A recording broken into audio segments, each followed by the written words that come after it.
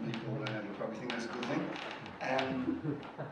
How many devotees in the room have attended an ILS, have been at the ILS? In Mayapur? The ILS.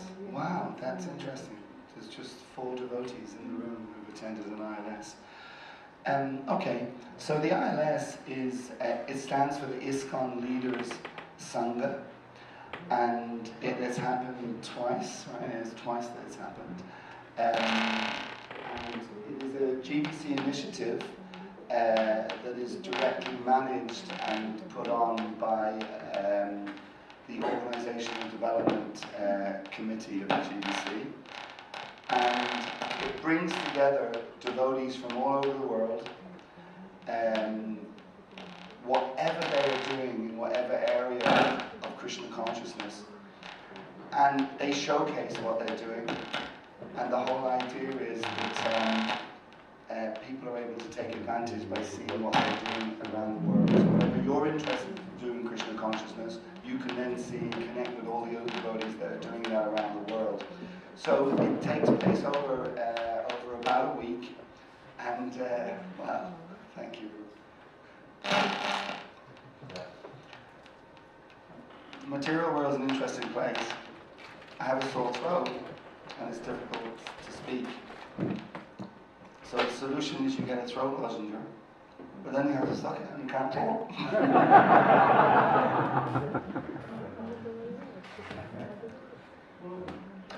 I should have asked, was that an ahimsa lozenger? So it's 2 basic things take place at the ILS. One is that there are many presentations, 3 things I should say, actually 3 things. One thing is there's many presentations, plenary presentations, and I think at the last ILS there were close to 1,500 devotees in attendance at it. Like, it's a big thing, you know. And many presentations take place, plenary to everybody. Then there are a lot more workshops and smaller presentations. You can choose where you go. It's structured in a really good way because, for instance, let's say Kalakantha Prabhu is there making a presentation on cow protection. He will make that many times at different times on different days. So therefore, on the day that he's doing it on a Monday at 10 o'clock, but you want to go to, I don't know, a kirtan seminar or whatever it might be, and you miss his seminar on the Monday at 10 o'clock, then on Tuesday he might be doing it at 4 o'clock, and then you get the... So you can pick and choose until you literally get a chance to really attend all of the different seminars and workshops.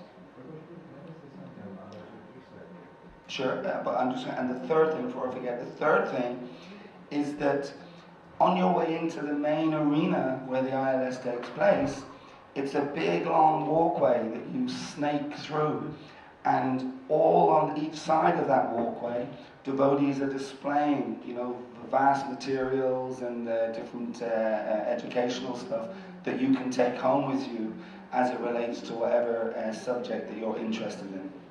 This is no parenthesis in what you're saying. So the idea that was negotiated so far was that if we decide to go for this global summit at the ILS, we'll have like 1 or 2 days prior to the ILS only for us. So all the workshops would be workshops in the field of sustainability, cow protection, fun, networking, branding, related to our field. So we would open the event before the main ILS. And yeah, that was it. And we had booths from every farm which wanted in that period. Yeah, so from that perspective, everybody that's interested in cow protection, agriculture, etc., that has that interest, it will be an incredible opportunity to showcase that, because essentially it will take center stage. It will, as you say, it will open the event. It will be 2 days. You're going to have 2 days. 1 or 2. Yeah, but even 1 day, 1 full day, will just be dedicated to cow protection and agriculture, and literally the whole ISKCON world will be there. You know, like I said last time, there was 1,500 devotees there or thereabouts attending that. So yeah, I mean, I guess from Kalakantha's perspective, I guess you're kind of thinking that if you take that on, It's a wonderful opportunity, but if you take it on, you really want to do your very, very best. And I'm guessing you will need as much help as possible in all sorts of areas to really pull it off, you know, because you don't want to say, okay, we'll take a whole day of the whole ISKCON world's time, and then they come, and then you've got like, you know, one sort of devotee in the corner, you know, with a few pieces of paper, you know, so, you know, you really want to put something on, so I guess you would need a whole team around you to really pull that off. Yeah, so that's that. Thank you very much. Your description was very precise. So you have an idea, and I will go through the themes, and at the end we can vote for it. And we have from the European network a sense of direction, if that's something desired or not. And we can also do in North America. We can also reach Australia through Ajita Prabhu, and we can reach definitely South America. So in that sense, we have an idea if that's something doable or not. Great. Now, what I wanted to open you is a session where it's not very common that you have in the same room your GBC and the officer which is supposed to help him in this field. So if you have comments, if you have like some questions, it could be phrased suggestions. If you have suggestions, yes, suggestions, they're right. So we'll be willing to hear to that. And it's a communication channel which we're opening at the conference. And I think it's important. And it should be developed with more sophistication so that you really feel that you have connected. You didn't have to, you know. Okay? You're okay with that? You think it's a good idea? Yeah. Should we do it? Yeah. Suggestions about what? About your work, about what we could do to improve your work, what we're doing, how we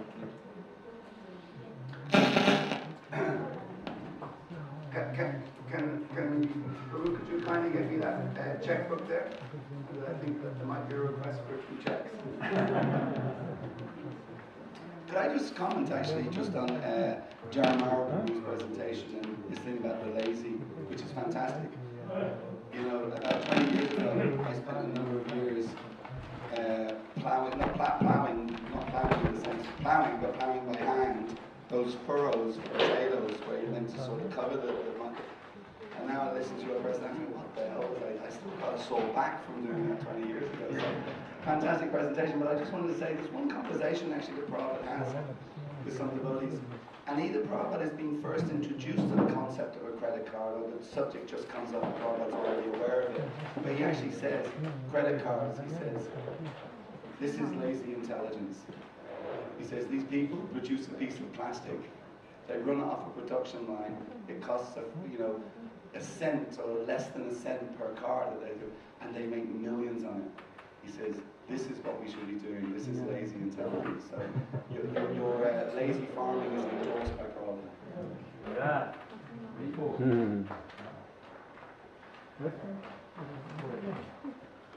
Dico in italiano, poi le traduce. Volevo capire qual è l'effetto che il ministro dell'agricoltura può avere sui presidenti dei templi. We see there is a kind of hierarchy from the GBC to the minister, and we would like to know what is the real practical effect that the minister's instructions can have on the temple president to promote these kind of topics we spoke about. Could you repeat that question?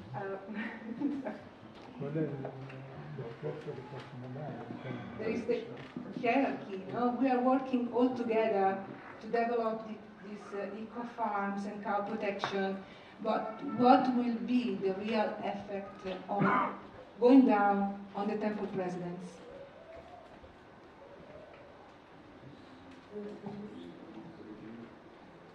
Well, I don't know if I'm understanding perfectly the question, but if I could say what's the real effect going down on the temple presidents, if I could maybe just say it from or answer it from at least from as I'm understanding, the GBC and the ministers, they have no Shakti without the ISKCON organization, the temple presidents, and all the devotees that are working with ISKCON. So they can help as best they can. The idea is that we have, in the context of cow protection and agriculture, we have a minister who I think we can see from his contribution here at this seminar, who's very knowledgeable and very dedicated to what he's doing.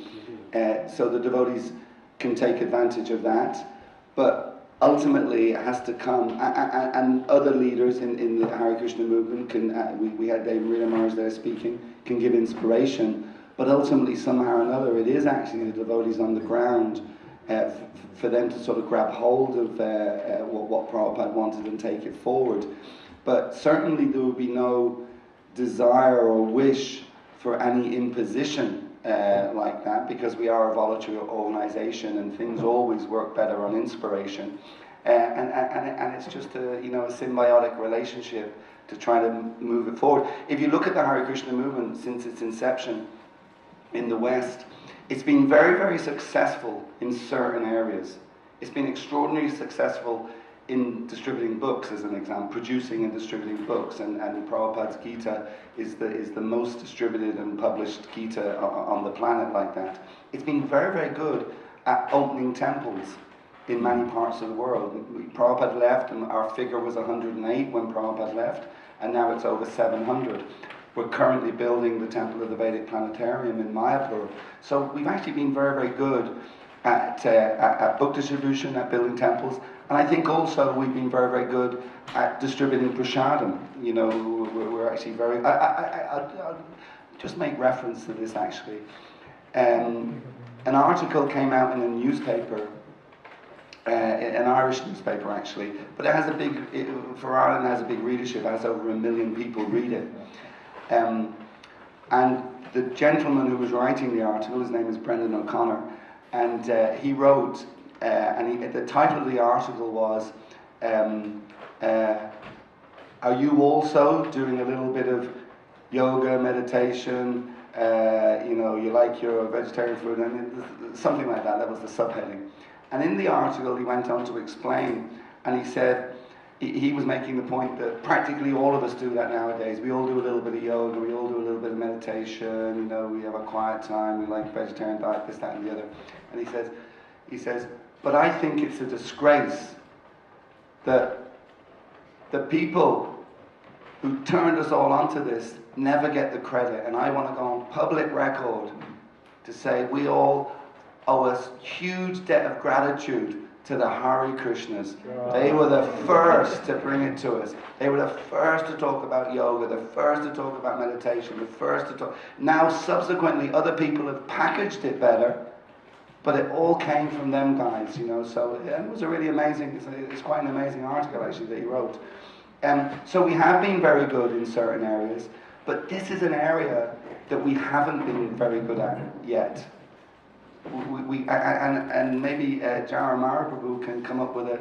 Because my presentation, if you were here for it, was basically saying that it's really not an option for us to go vegan. It's just not an option. Krishna's a cowherd boy, how can we go vegan? But also we can't justify using commercial milk because the mother cow is suffering as a result of commercial milk. So we've got to find a solution to that, and the solution is Prabhupada's solution, self-sustaining ahimsa farms. I just wish they were as easy as your potatoes that you just throw on the ground and cover in grass. I mean, it would be fantastic. So really, and as David Rinamar said now about people's consciousness raising on this subject, that this seems to be one big area that Prabhupada wanted us to do that we've yet to find a formula to be successful at. So without any imposition and without any whatever, just somehow they're all working together to try to. This is the new frontier for us to try to move forward on. Very good. I had an addition to what you said. I was in Villa Vrindavana in the farm conference, really well organized by Gunagrahi Prabhu. It was one of the best. We had the best pasta made by devotees who grew their traditional grains, they grew their tomatoes, they made their cheese. It was cacciota romana, and bread made by them, and it was served in Umbria on a little porch on a breezy day. So you can imagine, the Hungarians were delighted in that meeting. They said, "Oh, this is the best conference ever." And in that conference, I happened to meet Masya Avatar Prabhu. And what he told me was, in my time, this field was not open. But today, if I was going to start my institute, it has more than 25,000 people, this is the area I would start. So he was aware, and so many people, how this is a great area, with so many people looking attracted, eco-villages, youth, people around the world looking for meaning, and we need to do a bit of homework. So the ministry is kind of ready to do. How does that impact your temple president? When we start projecting, when leaders start speaking, he feels inspired. He wants to do it. To give you a solid example, one of the most staunch leaders, a temple president, Suvas Prabhu in LA, is known for book distribution. And when you talk about farms to these devotees, it's kind of an interesting experience. But he said, if I had a manager like Dhruva and Parijata from Gitanagari, I would measure no means of giving funds to start a farm today. Now this is coming from one of the most traditional managers in our institution. So definitely there's a turning point. So that's where we impact the temple presidents. And we have an essential role to play. Because if we are not organized, we can't keep blaming the leadership. And Kalakantha Prabhu from Hungary is not here, but this session is dedicated to him. Because he was saying that if he could talk to the GBC, what he would say was that he can talk to his own GBC. Yes, exactly, which is sitting right there. So he said no matter how much he does, it doesn't make an effect. If he produces 1 ton of grain, it's 1 ton. If 10 tons, 10 tons. 100 tons, 100 tons. It doesn't have that, wow, 200 Bhagavad Gitas, as we have every morning. So he was lacking that moment to express that. And this is the moment we created. And just a very little note on that. When I was a young boy, Bhakta, in the movement, I kind of thought I wanted to help this movement to become self-sufficient. But I was one Bhakta in a very distant country, unknown corner of the world, Brazil, trying to talk to my leadership. And it seemed like to reach a GBC was more difficult than climbing the Everest. I looked and I looked. And I just said to myself, oh my God, if I only one day could tell the GBC how much we on the ground love them, want to serve the movement, but we don't find an opportunity. And I wish I could tell them. And Krishna did provide somehow. And that's something strong for me, because I feel strongly in the heart that connecting the grassroots to the top is really important. Because that's how we grow, that's how we go forward. So that's how we could impact the temple presidents. By making a difference, showing that we are really good, and we have become as successful as the TOVP. And I had a dream once in Mayapur, where the TOVP is ready. And here is coming to Mayapur, villagers with thousands of bullock carts to feed the deities. And on the top of TOVP is Jayapataka Swami, Jagant Kirtan, with all the villagers. And that will be the vision for Navadvip now. So getting the villagers and the high leadership together is extremely important. So that's what this session is dedicated for. Yeah, if anyone has a question, please raise their hand. But if I will just comment on that, you're saying your vision as a young devotee was, which is an amazing, so appropriate that you're the Minister for Cow Protection and Agriculture. If you had that vision so early on in your devotional life. But I also would like to thank 2 devotees in the room for raising the awareness. By the way, I'm guilty as charged. It's never really been a focus for me, cow protection until recently. And the person that I would directly like to thank for sort of giving me a kick up the backside a number of years ago and getting me focused a little bit more on this is Shyama-Sundar Prabhu. He did incredible work.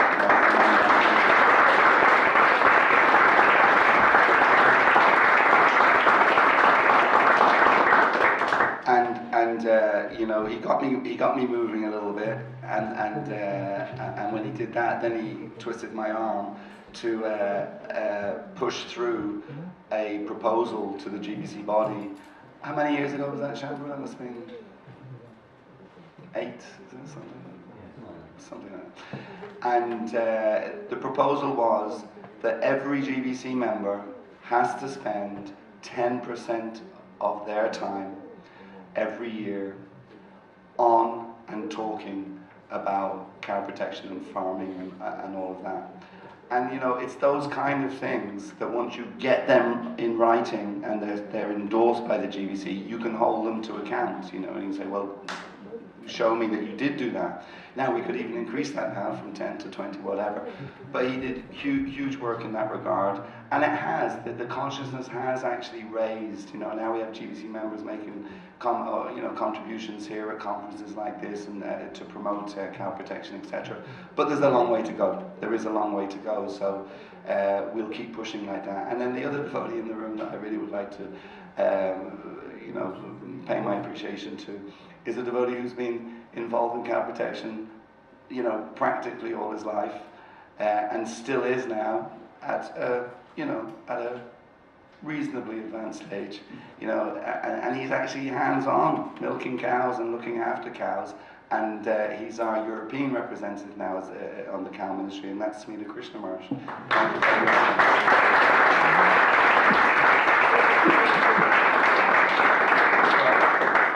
Prabhupada's principle was always the principle of Acharya, you know, that we don't just say things, that we actually do them. So, I mean, he's been, for decades, he's been looking after cows.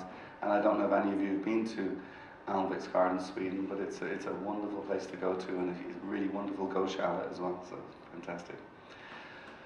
Thank you. Any more questions? I don't know if there's any more questions or suggestions or ideas. We did good. Thank you so much. Would you like to read the manifesto?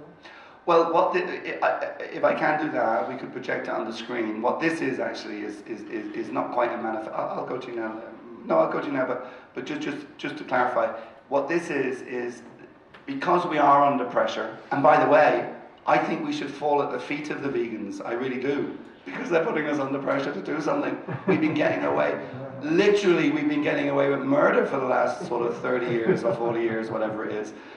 You know, in the sense that we haven't really paid attention to commercial milk. It's only in the last sort of 5, 6, 7 years, whatever it is, that we're starting to think about it. And that's because of the vegan movement. Now, while, you know, just for that alone, I want to pay my respects to them, because they're actually applying pressure to us to do something proper about this. But what this is just a statement that I've been working on. It's a very short statement, very, very short, working on with a few devotees here in the UK. And I just thought I'd take the opportunity to share it with you, because we will bring it to the UK leadership to get them to endorse it. And once they've endorsed it, we'll bring it to Europe. And if they endorse it, we'll bring it globally to have a statement on our position as it relates to commercial milk / ahimsa milk, etc. Sorry, Ganga, is it? Anyone? It's not a question, it's not a suggestion.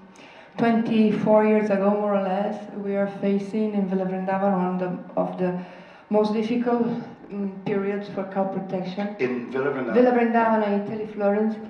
And I remember that I had the opportunity to talk with one GBC. It was not our GBC, but was one GBC that came directly from Mayapur to help us. And I remember talking about cow protection. The answer we got was, let the last one die, so we solved the problem. And so what I want to do today is say to you two both a huge thank you.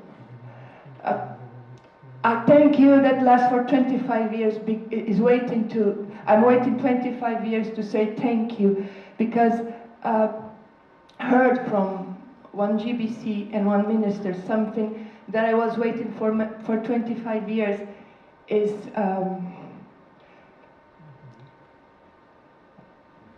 Thank you. Thank you.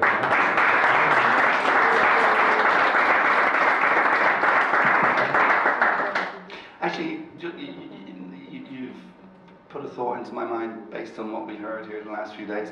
When Sadashiva Prabhu and his good wife were making their presentation yesterday,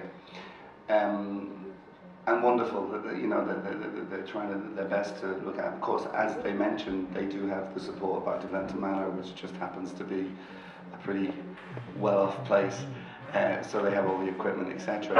And then I had a discussion with one or two devotees, and they were thinking that we shouldn't get cows because when they do go down like that, we wouldn't have that facility. But I don't think that was the message that you were trying to express to us. Ultimately, we all as living entities have our dharma, have our karma, and I'm thinking that even if a cow, we don't have the facility to lift them, or we don't have the facility to do all you do at the manor, it somehow or other, it wouldn't make sense to me that means we wouldn't actually have cows to look after. Is that correct? Certainly, yes. Okay.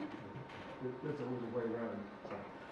Hare Krishna. There's always a way around manually to move the cows and make a chain lift or something. So yeah, it's a positive thing. Right. Hare Krishna. So it was when you said that previously someone said let the last one die. I mean, that's a real kind of it's a real negative way of dealing with an issue. So yeah, I agree with you. Ready for your statement?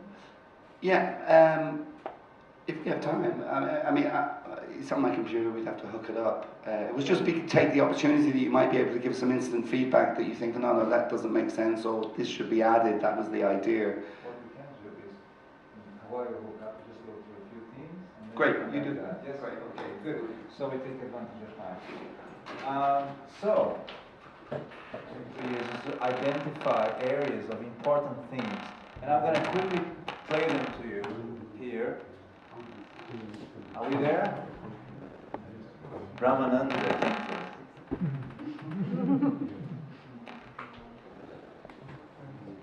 Oh. To the statement, and I realize it. Well, it's better if you do the microphone and the crackler. You see up to the wire on there. So there are a few themes which we have identified, and I'll go through them very quickly as soon as we're back to the computer. Because I think Praghosa would like to read his statement first. No? Are we connected to this? Not yet. Oh, okay. Yeah. Okay, well, we do the same then.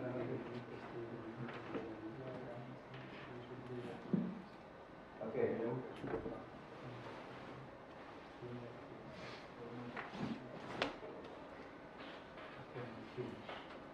Okay.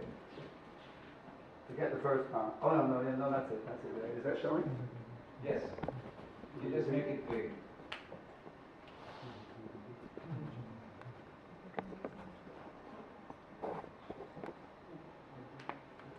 It's going to take degrees, so we can.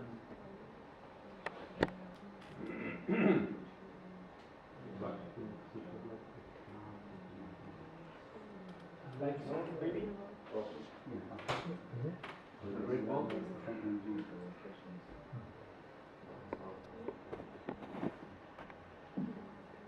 Do you want to read it, Kalakantha?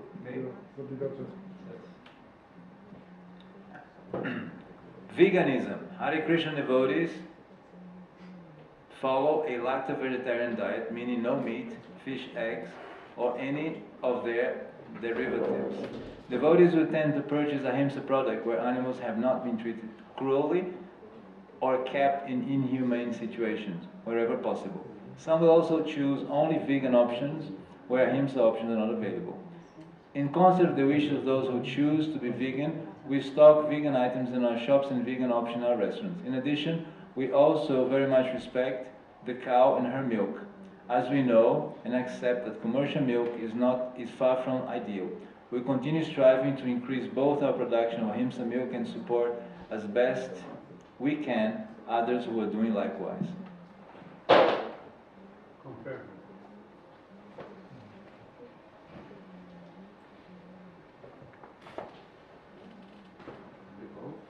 Maybe to make it kind of simple, maybe we could have a show of hands from devotees that do they generally agree with that statement? I mean, obviously it has to go further anyway. We're not looking for you to make it official.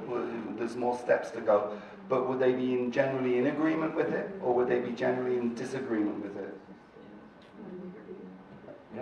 Show of hands.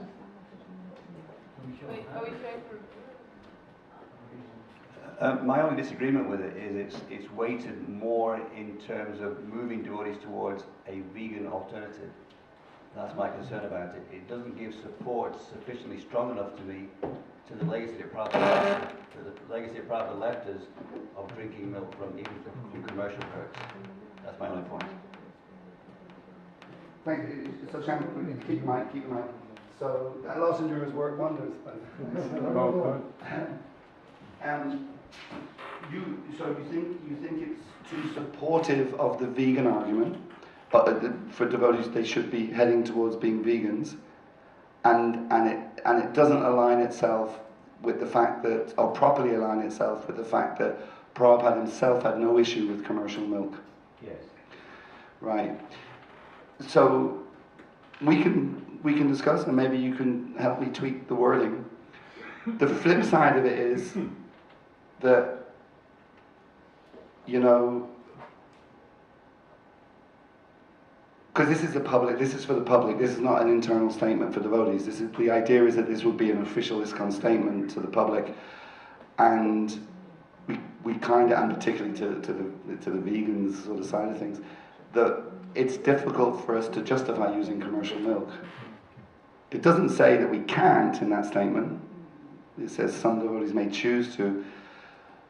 But if we slant it further the other way that you're suggesting, which I'm not disagreeing with, we would have to somehow or another have a stronger stance, it's not stance, but a stronger justification of the use of commercial milk. I'll have a suggestion. Since it's a very important topic, and I think we'll be running out of very short time, why don't we do this? Prabhu has put this here. I'll give you all the contacts, and then in an email I'll include him, and then everybody could comment in a much more in a proper thinking process. All the comments could be properly. As that devotee there had his hand up, maybe we could just hear from him because he put his hand up. Yeah. Hare Krishna, my name is Bhavan Das, and I work with Sitaram on Ahimsa. I think one of the aspects is missing, that we should tell the world why consuming milk is so important to us, and also that actually we do agree with vegans that the way the cows are treated is unacceptable, and striving to actually establish a better alternative. But I think this part where we need to actually state that we have to use milk because it's in the very essence of our culture. It's also important. Yes, and that isn't there actually. You're correct. That isn't there. Okay, that's a really appreciate that point. Let me just finish by saying that we want to try and keep this statement as concise as possible. That's the other challenge, you know, to really keep, because once it becomes a paper, if you go too long, it's a paper, it's not a statement. And then just to mention to the Vaishnavas, the assembled Vaishnavas, I have about half a dozen statements on my computer as they relate to euthanasia, suicide,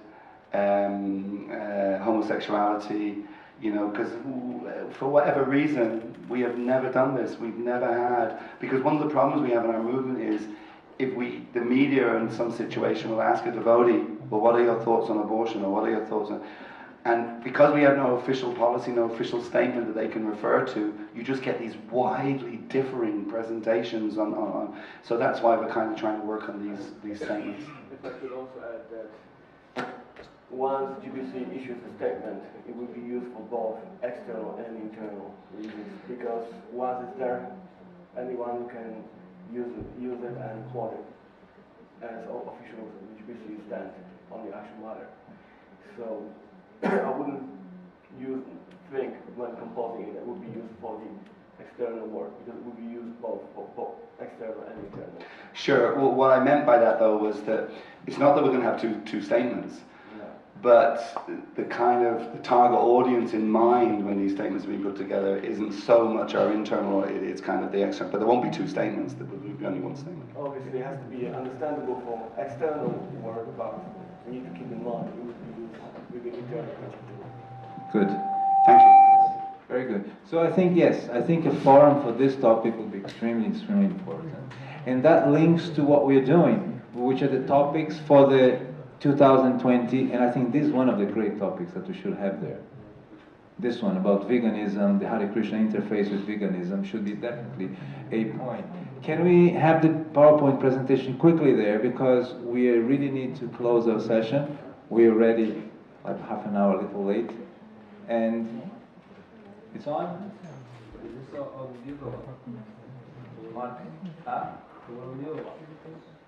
In the Apple. Yes, it's on the other laptop. Yes, yes. Yeah. If you need a password, oh, it's there. Okay, very good. So, what themes have we been looking at? You can just pass the slide. Go ahead. Next. The Summit 2020. It's somewhere a place for us to not just be on the clouds, but to really understand what we're doing, have a vision. Next. This is the theme of this conference. Next one. So, one of the things is, what on earth am I here for? I mean, what is the real meaning of my participation in this field? Next. That's a great area.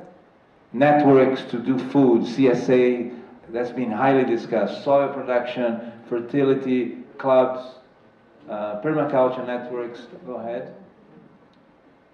Another area, we're just talking about ahimsa milk, there's a lot of free milk, our ethos. Let's go next.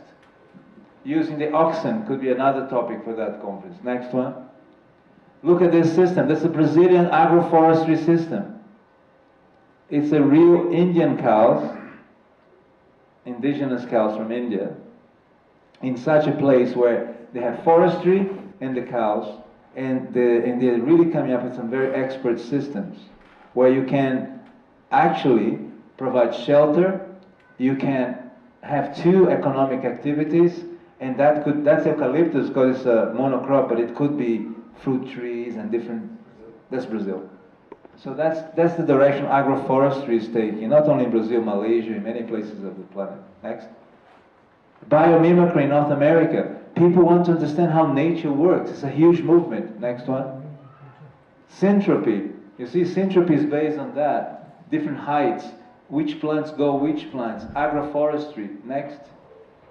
You see, you have entropy, which you waste energy, and syntropy is invisible and you gain energy. Syntropy means how nature works. And you start working with nature, not against nature. So Jadamara Hari had a few courses and he understood how nature works. And he's getting a little lazy because nature's giving him a ride. Okay, go ahead. That's how it looks like. That's a syntropic farm. You have here layers, corridors of banana trees and different fruit trees, and then you have crops in between. And the trees become a permanent factory of biomass, compost, fertilizer, right next to you. So instead of putting your wheelbarrows from far, you just prune the trees and put it down. Next. You know, farmer market, something so interesting. Sweden has a farmer. He's making his livelihood in other places. Pradeep had a point? No, okay. Next one. This is called an agri-hood. What Prabhupada talked about now in America is a reality. That farm over there has 500 housing plots. The cheapest one costs $2,010, the land, just a piece of land. And the most expensive, $750,000 just for the piece of land, less than an acre. This is in Atlanta, called Serembi. The idea is you create a housing structure which has inbuilt a farm to supply you, and you already pay a tax, annual tax of $971. So the farmer gets $235,000 up front, and he has to supply the whole year. It's a win-win situation. And you only spend $70 a month for all your vegetable supply. Wow. So they're starting to think systems. There's a Montessori school here. There's shops, 33 businesses, all in one place. So we should start thinking about those kind of setups for our farming projects. Next one. That's what it is. An agri-hold for future of suburbia. Finhorn, the first caravan eco-village from the hippies has become an agri-hood where one house costs 400,000 pounds because they have developed it. So our property can increase in value very dramatically if we know what we're doing. Next one. Urban farms is another huge aspect. We had a presentation in the New Vrindavan Farm Conference. Allegra was heading a farm inside the city, wasn't it? What city was that? New York. New Jersey, New York, New Jersey. A whole farm of 2 acres inside town, and she was doing such a great work with people who had vices and everything. Okay? And that's it. So those were some of the things that's happening around the globe that we could start focusing on, plus a number of topics that we could bring on. So we're going to ask you to send us ideas for this summit. And then we come to the very conclusion where we have to thank people and choose the next venue. Yes? So Prabhupada Pran is going to lead the thanking session, and Shyamasundar Prabhu will finalize with the... Should we do the voting first? Where we go next? Yeah, that's the best, huh? So, Shyamasundar Prabhu, you are on your best place.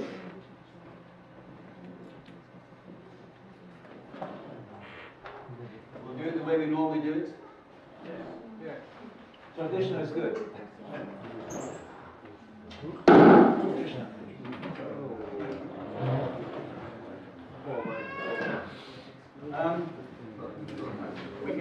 The farm we haven't been to so far. Bangladesh, Poland, which I don't know. Czech farm. In his wrath,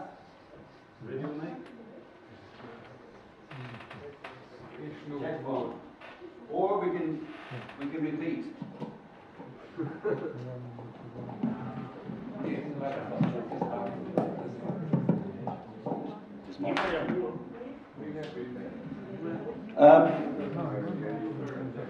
Can I get a general sense? Do we keep going to new farms, or do we go for the a repeat of the ones that have already been? Those who want to go to new farms, please raise your hand. Those who think it's time to repeat again, please raise your hands. Okay, so this is the choice: Bangladesh, Poland, Innisrath, and Czech. Of course, we don't know if they can have the infrastructure for it. Innisrath is an impossibility. We have back is here. He's a resident. Thanks. I mean, you can put it as a possibility, and I can discuss with the devotees.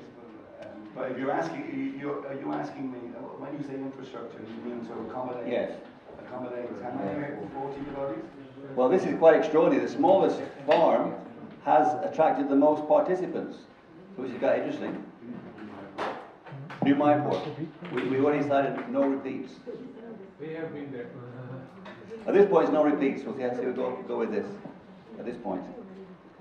But what we did last time, we had the favourite one, and then we had the second one. So the favourite one couldn't do it because actually we weren't quite sure if we could host this conference. Then we had a kind of fallback position, which I don't remember what it was. I'd like to give a suggestion.